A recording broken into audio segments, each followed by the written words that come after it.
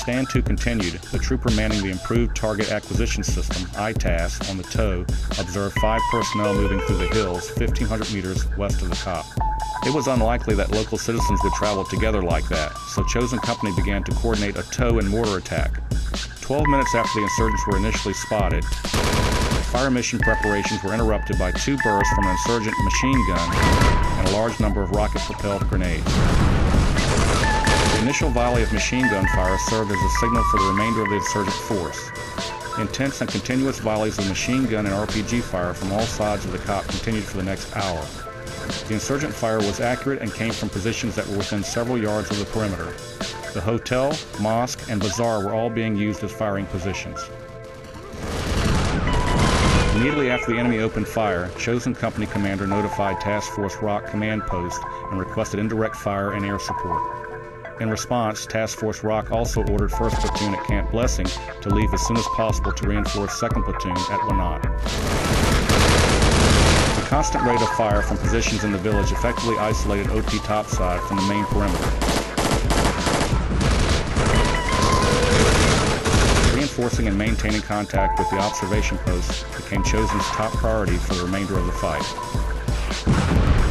The opening volley was particularly devastating to the tow and the other crew-served weapons at the COP. 3 RPGs caught the tow vehicle in their crossfire, setting the vehicle on fire. This forced the crew to abandon the vehicle and move to the command post.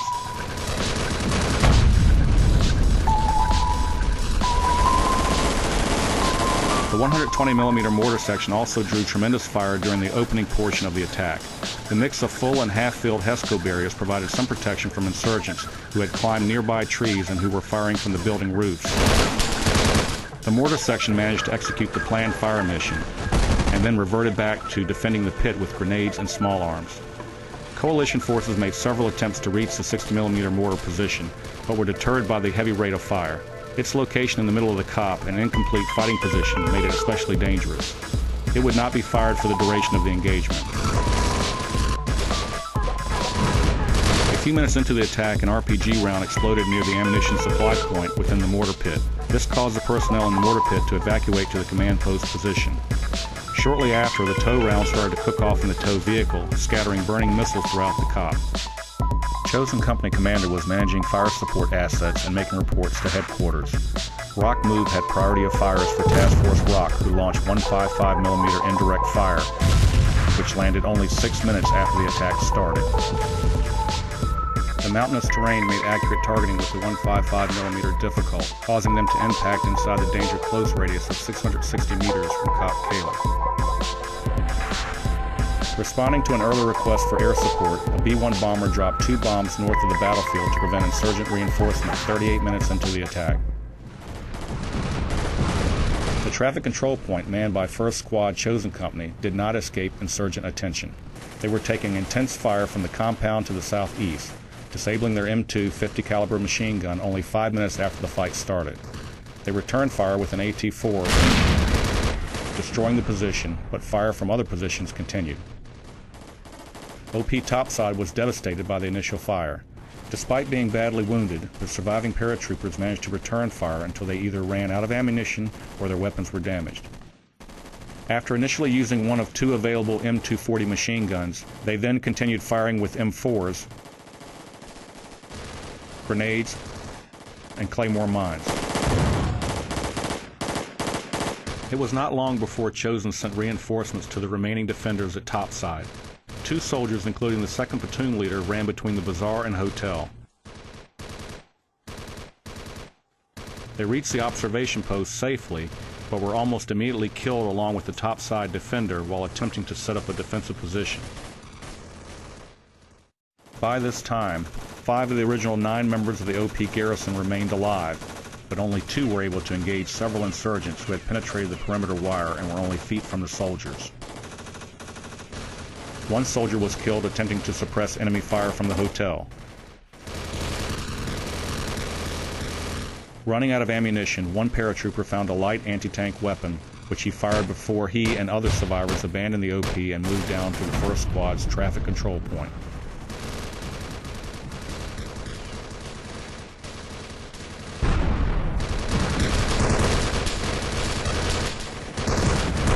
Unbeknownst to the paratroopers, they had left a soldier at OP topside.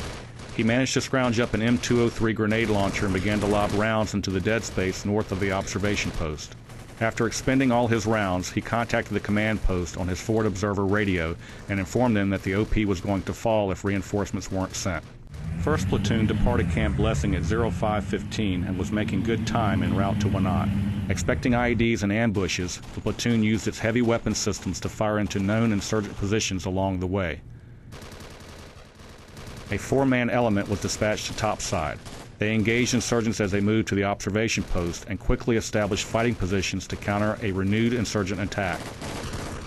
Shortly after, all 4 soldiers were wounded by a combination of RPG and machine gun fire. An inadvertent hot mic on the topside radio interrupted communications, causing the chosen leadership to lose situational awareness of the OP. This caused the platoon sergeant to quickly assemble and lead another relief element of 8 men to the OP. As they reached topside, approximately an hour into the fight, a pair of AH-64 Apaches arrived overhead to provide close combat aviation support. The Apache's first gun run was in the brush directly adjoining OP topside, and the second was about 50 yards east of the observation post, where the heaviest fire was coming from. Their arrival and subsequent fires had an immediate impact on topside by suppressing or destroying enemy forces. The enemy fire became less accurate and more remote, but they remained in their positions. UH-60 Casevac flights began to land at about the same time as the Apache's arrival. They utilized a primary landing zone at the main COP and a secondary impromptu LZ closer to OP topside. Casevac flights continued throughout the day through thick smoke and intense ground fire, evacuating 20 wounded and 9 KIA. 1st Platoon had traveled as quickly as possible from Camp Blessing, covering the distance in 45 minutes, half the time it normally would take, and arriving at 0600. They dropped 2 soldiers at the 1st Squad traffic control point and assigned their medic to the command post. The most desperate fighting at OP topside had ended by 0630, allowing 1st Platoon to mount a counter-assault. 1 squad from 1st Platoon with 2 vehicles advanced through the center of Wanat, catching the insurgents off guard. Taking advantage of the success from the vehicle assault, 1st Platoon dispatched an element to clear the hotel and eradicate any sporadic fire coming from the town.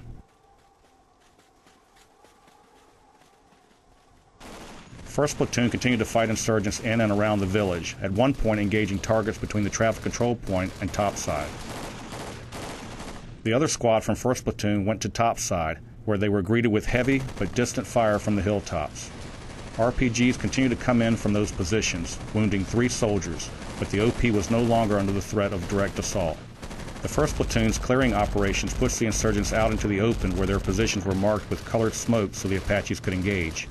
They fired both their cannons and Hellfire missiles into buildings in the town. As these effects took hold, they shifted fire to the compounds attacking OP topside. By 0830, 4 hours into the attack, the insurgents began to withdraw.